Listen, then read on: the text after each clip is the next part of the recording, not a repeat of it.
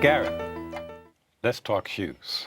What would you like to know about shoes? Well, you're the founder of Super Runners, so I have a suspicion that before that, something about shoes attracted you. What is it about shoes? Well, there wasn't any place to get running shoes. The fact that there wasn't any running shoes in most stores. This is back in what time? This was 1976. So I had a truck. I was out of work. All of a sudden, I came up with this idea of, let me sell shoes out of the truck. So I assembled probably the best selection of running shoes in the world in a truck and took them to races and took them to schools. And that's how it started. We had a very good selection of running shoes out of the truck, probably the best selection of running shoes you could get. What were the brand names in those days? I can remember Patrick and Blue Ribbon Sports, which was Nike, which we couldn't get Adidas because we didn't have a store. So Adidas has standards. Yeah, right. And we had New Balance was one of our first.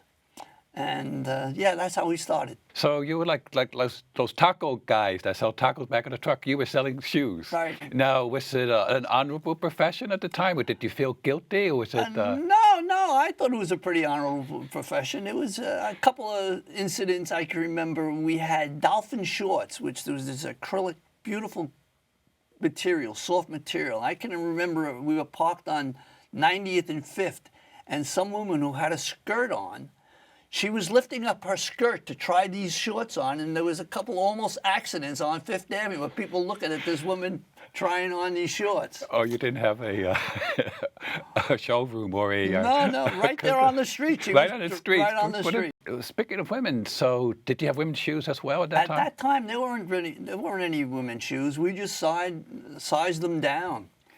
You know, did you have women customers? Of course, we had women customers. Yeah. Did you have any famous customers? Nina Cusick was.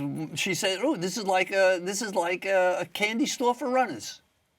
So she was one of your better customers. She was one of my favorite customers. Favorite. Yeah. Okay, but now eventually you open up Super Runners. You're well known as the founder of Super Runners shops. Right. What was the transition to that? Well, you know, I swore I'd never get into a store, but what happened, the demand was so great at the time that I couldn't, even after we went to schools, when we went to locations, people would be calling the house, for, a home phone for me to deliver shoes to them. And so we actually had to open up a store in Huntington, which was our first store. In Long Island? In Long Island. And then this is the days before Twitter, so they couldn't tweet you, so where are you going to be? No. And then the demand was people coming from the city out to Huntington to get shoes. It was the normal thing to do was to open up in the city. What was your first open? 89th and Lex. 89 and Lex. Yes, is it still open there? It's not open there anymore. But because I remember meeting you at 72nd and 3rd. That was your second store? 3rd. No, that was not my second. There was the west. We went from the east side and we went to the west side on Amsterdam, and that store is still there. Amsterdam and what? Amsterdam and 77th. 77th. Okay, so your third store was in my neighborhood. 3rd Avenue was 72nd. Right. I walked by the other day. It closed. It's closed, yeah. Well, I think they've had a tremendous amount of competition. You got the vendors now opening up their own stores. You got New Balance, Reebok, Nike, just a block and a half away from them. I remember seeing you there. I didn't know who you were when I met you at the 72nd store, 72nd Street and 3rd.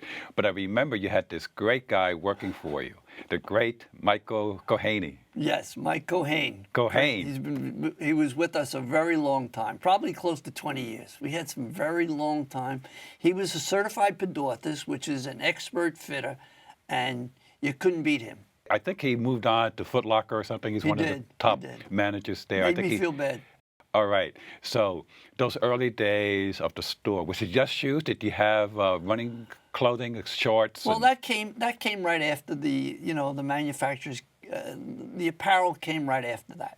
What about women's clothing? Did that come in later? That came later also. Did you have running skirts? What was the most popular running for women? No, I don't think we ever had running. We did not have running skirts in those days. We had women's shorts. That's it? Yeah. And the tops and bras? Oh, yeah. Bras came later. Because there was bras came sports later. bras. They came later. So how did you train? Did some of your associates women? Because how do you train fitting women for bras? I mean, that's The tricky. men, you had to have some women on staff. I mean, that was not very comfortable for most of the men to tell women what size bra they should wear or how bras look, right? Well, I guess you said you had training for shoes. Did you go out for training for sports bras? I never trained any women on how to fit bras, I'll be honest. Okay. What was the most memorable things about having your own store? Well, I tell you, it was a lot of work. It's 24/7. We were there 24/7. Okay. So it's like any other store, you got Yes. to work it. Did your family members involved? Oh yes, my wife did all. We used to work in the store, and the guys would go out for a run. My wife would be working while we were out running, you know. So she's been an intricate part, if not the most important part.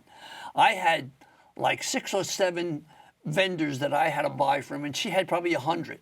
You know, with socks and shorts and tank tops and jackets and hats and whatever. She had all those accounts to deal with. That's amazing. Now, eventually, I think you sold the Super Shops store. It's still around in New York. I think they have at least 6 or 7. I think Grand Central has a store and a few other places. So did you retire once you sold the store? I'm retired out of the shoe business for 2 years now. I hear rumors you might be coming back. Yeah, it's a good possibility because I don't like retirement. I want to have something to do.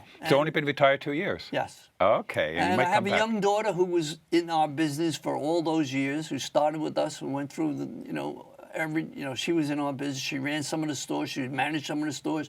She was our bookkeeper, and she worked in the stores for all her years. Now she's pretty young, and she's interested in possibly getting back into doing something in the business. And I'm delighted to try to help her. Well, listen. On that note, we wish you great success on thank your you. second comeback on the shoe store. Thank you. This has been a Gotta Run with Will moment.